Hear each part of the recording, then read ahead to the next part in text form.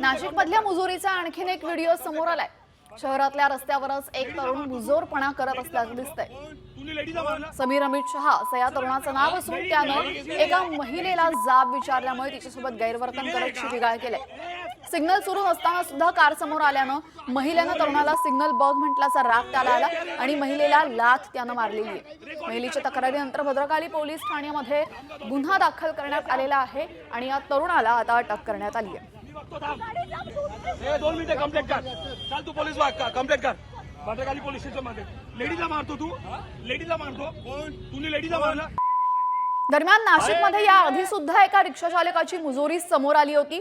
शालिमार चौकामध्ये अनधिकृत रिक्षा चालकानं एका कुटुंबियाला बेदम मारहाण केली होती आणि एका महिलेनं जाब विचारल्यानंतर आता या तरुणानं राडा घातलाय। त्यामुळे नाशिक मधली दृश्य आपण पाहतोय।